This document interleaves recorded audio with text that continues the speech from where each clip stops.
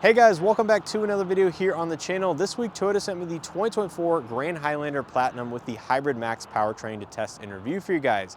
Now, believe it or not, this is actually a vehicle that I've been wanting to get my hands on with for quite some time, ever since its global debut at the 2023 Chicago Auto Show, which, believe it or not, I actually attended that event for this particular model last year. I can't believe it's been over a full calendar year since it was revealed. But anyways, I finally have a chance to get hands on with, spend some time with this particular vehicle, and it's sort of a fitting time because just a couple weeks ago, Lexus sent me the 2024 Lexus TX 350 with the 2.4-liter turbocharged four-cylinder, which is the platform mate to the Grand Highlander. And it will be interesting to compare and contrast not only the Grand Highlander, but also the Lexus TX and the two different powertrains, because both the TX and the Grand Highlander can be had with either option, both the 2.4-liter turbo by itself or the hybrid version of it, which is called the Hybrid Max in the Grand Highlander, and I believe that is the 500 F Sport hybrid in the Lexus TX lineup. But in this video, we're gonna go over everything that I liked and disliked here with my last week with the Grand Highlander here with the Hybrid Max powertrain. Tell you everything that I really have enjoyed with this vehicle in terms of its features, options, and that powertrain that I hinted at a little bit earlier, but also some things that I think really are missing from this vehicle that should be included not only for the price point, but also just for the mid-size three-row segment of SUVs in general. So without further ado, let's go ahead and get into everything that I like and dislike here about the 2024 Grand Highlander Platinum Hybrid Max. So my first like here with the Grand Highlander has to do with the Hybrid Max powertrain option with this vehicle is equipped with. Now, there's actually three different powertrain options with the Grand Highlander. The standard one is the 2.4-liter turbocharged four-cylinder by itself, no additional hybrid or electric components. The second one is the standard hybrid setup, which is a 2.5-liter naturally aspirated four-cylinder paired to a small battery pack and electric motor. And then the third one is going to be the Hybrid Max, which combines the 2.4-liter turbo from the entry-level Grand Highlander and pairs it to a more powerful and additional electric motor, not only between the engine and the transmission, but also at the rear axle of the vehicle, which produces substantially more power than either the 2.4-liter turbo by itself and of course that other standard hybrid powertrain that is available. So this engine and hybrid system puts out 362 horsepower and 400 pound-feet of torque through a full-time all-wheel drive system and 6-speed automatic transmission. Now, I've really enjoyed this powertrain setup. It's actually incredibly powerful for a vehicle like this, has tons of torque, tons of get up and go, and I think it really combines the best of both worlds in some regards of being not only a hybrid electric system, which nets you some additional benefits for acceleration, but also fuel economy, with a 2.4-liter turbocharged four-cylinder, which a lot of manufacturers are moving towards either as the sole option or, like this vehicle, in a hybrid system setup for a little bit of additional output. But if you're looking at a Grand Highlander, this is the powertrain to get, in my opinion. However, if you don't value pure acceleration or need the additional power like this vehicle has, I think the standard 2.4-liter turbo is still going to be a great option. Of course, I have driven that in the Lexus TX 350, so make sure to check that video out if you guys are curious about how it drives in a vehicle of this size. But the Hybrid Max is certainly something special here in the Grand Highlander, and I think sets it apart from much of the competition. Now, my second like here with the Grand Highlander has to do with the LED headlight performance. Now, this vehicle, as seen here, is equipped with LED projector headlights, both low and high beam up top, as well as LED fog lights down below. I think the LED headlight performance is very good. I think it might be slightly above average for a vehicle like this, of course, with LEDs becoming much more prominent, both as optional and standard equipment. Headlight performance in general is improving across the industry, which I think is a great benefit to consumers because, frankly, good LED headlights, or just good headlights in general, are a safety item, and I'm glad they are becoming much more widespread and available across the industry. The auto high beam assist functionality works well with oncoming traffic or just other lighting elements around town. So I think when you combine all of the aspects of the lighting here at the front of the vehicle, it's certainly a nice feature to have and one I've enjoyed here with the Grand Highlander at nighttime.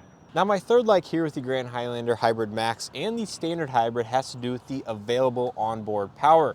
Now with either the standard hybrid or the hybrid max, like I said, you get two onboard 120 volt outlets, one here for second row occupants and one in the cargo area of the vehicle. And this is good for up to 1500 watts of combined total output between the two outlets. So that roughly is about 12 to 13 amps at 120 volts. And that is certainly something that is, very usable in the real world. If you're needing, outdoor power tools, you want additional coolers or accessories at tailgating events. Heck, you might need to power your refrigerator or other smaller appliances during a power outage. This is actually enough onboard power to do that in most cases. Of course, you can't run a ton of things all at once, but if you need to alternate things, during a power outage, severe weather event, anything like that, 1500 watts is extremely usable and much better than a lot of other vehicles out there that have outlets that are roughly 150, 200 watts, even up to about 400, 450 watts in some of the higher output gasoline only vehicles. As long as you get a hybrid Grand Highlander, you will get 1500 watts available at your disposal, and I think that is certainly something that you don't see across most vehicles in this segment. Now my fourth like with the Grand Highlander has to be with the overall space available inside the cabin, both for passengers as well as cargo. So as we know, this is one of the larger vehicles in the midsize 3-row segment, just over 200 inches long in total length, and is available in both 7 and 8 passenger configurations depending on the spec or trim level that you do choose. This particular one is a 7 passenger with 2 in the first row, 2 in the second row with the captain chairs, and then 3 in the third row using the additional seatbelt located in the headliner. But if you're looking for a family hauler, something that has a very usable and good amount of space on the inside, that is certainly a huge benefit of this vehicle. Really every seating position has a very ample amount of room. And as we know, Toyota designed the third row of the Grand Highlander to be usable not only for children, but also full-size adults, which I have to agree with them. They did a fantastic job. You can sit back there. The seat bottom itself is mounted at a very comfortable height where your legs are not in your chest or very high up off the ground.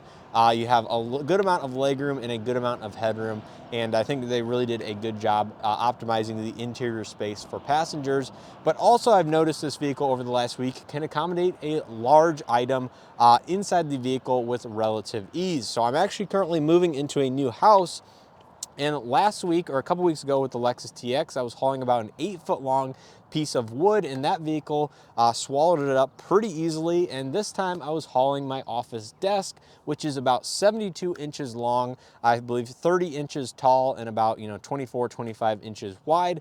And I was able to place that inside behind the first row seats with all the second and third row folded flat, with tons of space to spare. Now I'll go ahead and throw a couple of pictures up on the screen so you guys can view it for yourself. But if you're needing to haul cargo inside this vehicle frequently, this vehicle can do it, with either just the third row or second and third rows folded down respectively. And I'm actually very impressed with the cargo carrying abilities. Of course, most larger SUVs such as this one do a good job, but I think the Grand Highlander, just being on a little bit larger side of things for this segment, does have some inherent benefits in that regard. And yeah, really have enjoyed the overall space here inside of the cabin. Now my next like here with the Grand Highlander actually had to do with the cargo hauling abilities that I just mentioned in the last like, but that is the overhead LED lighting here in the cargo area as well as the entire interior. Now I had this vehicle at night, open the trunk to unload something from the insides, and I was actually shocked at the amount and uniformity of the overhead lighting. Now here you see on the tailgate, there's going to be 2 LED lighting strips that illuminate, kind of shine down here at the back when the tailgate hatch is open. It also illuminates the cargo area. And then here for the third and second rows, and of course the front row, there's going to be 2 lights on each side of the vehicle all the way down that actually does a fantastic job of illuminating the entire interior of the vehicle at night. Now unfortunately, if you do pull down the vanity mirrors and turn on the light there, that is going to be an incandescent bulb, which is a little bit of a bummer at the near $60,000 price point that this vehicle starts at. But outside of that, the entire rest of the interior is illuminated by LEDs, and I think Toyota did a very good job not only choosing the brightness and strength of the LEDs that they used, but also just the design of in the placement of where they're at inside of the cabin. So really good job at illuminating not only the cargo area, but the entire inside of the vehicle at night. Now my sixth and final like with this particular vehicle has to do with the fuel economy. Now over my last week or so with the vehicle, I've been averaging about 22 to 23 mpg, depending on the day, the type of driving I'm doing, and stuff like that. Now this vehicle is rated at 26 city, 27 on the highway, so pretty much dead even no matter if you're cruising around town or out on the interstate cruising. And I think even though I was slightly below the EPA figures, I think, you know, that is a very respectable number given the total system output in terms of horsepower and torque and the, you know, overall engagement and fun to drive aspect that you're getting with that additional power of the Hybrid Max powertrain. So that was about 3 mpg better than I was getting in the Lexus TX with just the 2.4 liter turbo engine by itself, no hybrid system. And so I would say, you know, 3-4 mpg out in the real world is a pretty good net gain for the Hybrid Max powertrain, either in the Lexus TX or here in the Grand Highlander, for the additional money that you are spending. And certainly that additional power and output is nice to have as well. So those are going to do it for all my likes here at the Grand Highlander. Now let's get into my list of dislikes or things that I, you know, came to hate or not like so much about this particular vehicle. So my first dislike here with the Grand Highlander here in its most expensive platinum trim level is the fact that there is no power four-way adjustment for the lumbar here on the driver's seat, and there is zero power lumbar adjustment over there on the passenger side. So to me, a vehicle at $60,000 as equipped, fully loaded, should have at least four-way power lumbar here on the driver's side and maybe at least a two-way power lumbar adjustment for the passenger seat. This vehicle does not have any sort of massaging leg extension either in terms of the power adjustment, so that's a little bit unfortunate, but at least the seating materials and the seat design themselves are fairly comfortable with the suede inserts and the leather bolsters here on the side. I did have a little bit of an issue with additional pressure on the back of my head with the headrest, but that is something that's probably has to do with more of my body and the spinal fusion I've had rather than the, you know, average contour of the seat. So I think most people out there will find these seats very comfortable with the suede insert and the leather bolsters. Of course, they're going to be heated and ventilated for the first and second rows, but a little bit unfortunate, like I said, for a vehicle in this segment, price point and everything, that it does not at least have four-way power lumbar for the driver's side and some sort of lumbar adjustment for the passenger. Now my second dislike with the Grand Highlander has to do with the fact that there is no auto-dimming side mirrors. Now this is actually, again, something that I noticed when I was driving at night and getting blinded here on the driver's side mirror and specifically, and thinking to myself, why is this not auto-dimming? Now the Lexus TX 350 I had with the luxury package did have a driver's side as well as interior auto-dimming rearview mirror, and unfortunately here with the Grand Highlander, it only comes with an auto-dimming interior rearview mirror, which is also the digital camera type, so you may or may not use the dimming functionality, but neither of the side mirrors are going to be auto-dimming, which to me is a big miss once again at this price point and segment of SUV. Now I realize this does not need to be a standard equipment item or available on some of the lower trims of the Grand Highlander, but I do think it needs to be available here in the top platinum trim level, $60,000 as equipped, for one of those features that is, you know, very commonly found in this vehicle. Even if you don't have all three mirrors auto dimming like some of the competition, even if you have just the side driver side and the interior one is auto dimming, I think that is acceptable. But to me, the fact that there are no auto dimming side mirrors is a big miss from Toyota.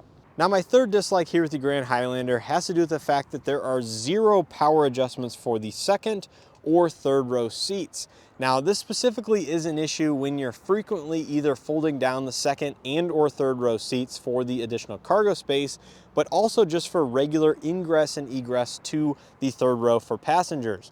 Now the Grand Highlander comes with this lever at the top of the seat, which you simply pulled, and the seat, you know, does the spring motion slide forward, which is great. It's very easy to use. But to me, for a vehicle, again, in this segment and price point, not to have any sort of power release, just so you press a button either at the top of the seat or along the side and have that exact same motion occur is a little bit of a bummer. Now I understand Toyota might be doing some of this and not having any electronics in the seats for a little bit of reliability or longevity, which I totally understand. The mechanisms probably are a little bit safer and more robust over time when it's all a physical mechanism like this. But I think just for a near luxury premium vehicle like the Platinum trim level is, I think it should have some sort of adjustments either for the second and or third row to have either power recline, power release for the tilt and slide functionality, power forward for the third row, etc. Now, once again, referring back to the Lexus TX 350 luxury package, it did have a fully power reclined third row seat, so you could power fold it either from the cargo area or via the touchscreen infotainment system, which, believe it or not, I think is actually a little bit more useful than some people actually give it credit for. But there were power folding adjustments here on the side of the cargo area for the third row. But once again, all the Toyota systems are totally kind of manual like that. And I would say the way that you do fold these second row seats is a little bit clunky in that it's a 1-2 motion. So you do have to pull this first and then pull the number 2, which is at least labeled very well on the side of the seat, to get the actual seat back folded flat to use the additional cargo capacity inside of the vehicle. So to me, just a little bit of a miss. At least they are going to be heated and ventilated second row seats despite being a fully manual design. Now, my fourth dislike with the Grand Highlander might have to do with this particular vehicle that I'm actually sitting in, and that was the amount of creaks and rattles here on the inside. Now, I do want to give Toyota and Lexus a little bit of slack due to some of these vehicles being very early, either pre-production or actual production runs, but I believe the Highlander that I'm sitting in is actually a production ready version, unlike the Lexus TX that I had a couple weeks ago. And I was just a little bit disappointed with the amount of creaks and rattles and noises coming from the interior trim, specifically the front door panels and the sunroof. So, you know, over broken pavement, uneven pavement, curbs getting in and out of driveways, the sunroof would actually creak with the actual flex of the body, which is not unheard of depending on the design of not only the panoramic sunroof, but just the chassis in general. So it really needs to be rigid so the sunroof itself doesn't creak and flex like that. And unfortunately it did here in the Grand Highlander. But also with the JBL premium audio system, which this one has, both of the front 2 door panels were rattling pretty noticeably when certain songs were playing and certain bass responses were coming through from the speakers. Now, I did not have the bass turned up on the infotainment system. In fact, I think it's at the exact center position or maybe 1 tick up from the center. So really, it should not be rattling like that. And I just thought I had to mention it because it was occurring so frequently inside the cabin of this vehicle. So whether or not, like I said, that is only pertinent to this particular build being an early production model or just Grand Highlanders in general, I'm not sure of, but hopefully that is not a long-term issue, is some of the, you know, plastics and interior trim becoming more loose and prone to rattling over time. Now, my fifth and final dislike with the Grand Highlander has to do with the eye tracking device. Now, this is the exact same system, as far as I'm aware, as the Lexus TX that I had a couple weeks ago. And as you guys know, in my driving review of that vehicle, I mentioned that I did not like the eye tracking. And once again, that same system is found here, and I still dislike it. It's far too sensitive for my liking. You'll be looking at the infotainment system, using the climate controls, doing something over there, and the system will basically yell at you on the digital cluster saying, pay attention, you know, sit up, blah, blah, blah, pay attention to the actual roadway, when in fact you're either just quickly adjusting the climate controls, the radio, something like that, or you drive with your hand on the top of the steering wheel, partially blocking its view of your face and eyes. And once again, that message will repeatedly pop up on the dashboard and everything like that. So really don't like the system. I would certainly recommend probably disabling it as much as you can if you do frequently drive with your hand towards the top of the steering wheel.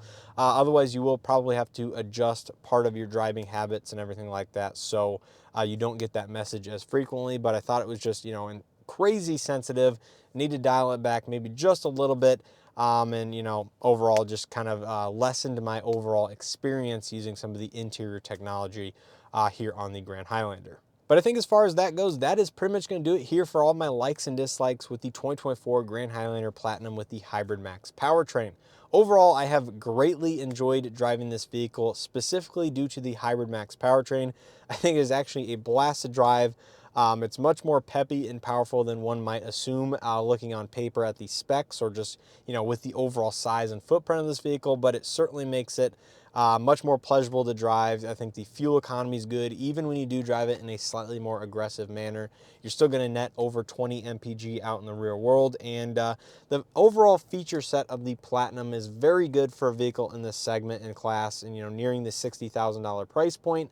But I do think, like I said, there are a few key things missing, such as the power adjustment for the second and third row seats, the auto dimming either driver side or both side mirrors, and stuff like that. It just seems weird to be missing from a vehicle like this on a daily basis. But ultimately, that is what Toyota chose to do, an option in this vehicle. That is something that could likely change over the next 1 to 2 model years, or whenever the vehicle is refreshed down the road. But as of the 2024 model year, that is some of the things that I don't like so much about the vehicle. So if you happen to own a 2024 Grand Highlander or have experience and hands-on time with it, let me know if you agree, disagree, or want to add anything to this list of either the likes or dislikes in relation to either the personal vehicle that you own or other vehicles in this class and segment. I think it certainly will help out additional people that are looking to either purchase or lease a Grand Highlander in the future. So leave all that down in the comment section below. As always, I appreciate the continued support here on the channel. If you guys enjoyed this video and or found something helpful, make sure to hit that like button. It greatly helps out the channel in these videos. Subscribe if you haven't already, and make sure to stay tuned and check out additional content I have here, either on the Grand Highlander or the sister vehicle, the Lexus TX. Like I said, that was the TX 350 with the normal 2.4 liter turbo standard engine option, which you guys will have to stay tuned for my driving impressions of this particular vehicle as to which one I would recommend for most people out there. But I think you probably already know by my likes and impressions here with this vehicle what the answer to that question is. Now, the one oddball that I have to get hands-on with maybe in the future and actually get behind the wheel of is the regular hybrid powertrain, not the 2.4 liter turbo, but not the hybrid max, just the middle standalone hybrid. That one would be interesting to drive. On paper, it is a little bit down on power, but should be the most fuel efficient version, and would be interesting still to get behind the wheel and get my overall impressions of that vehicle. But as it sits, I really enjoyed my week with the Grand Highlander Hybrid Max, and would certainly recommend those that are interested in this vehicle take a look at one at your local dealership and take one for a test drive. But anyways, that's going to do it. Let me know your thoughts and comments down in the comment section below. As always, I appreciate the continued support and hope to see you guys in the next one.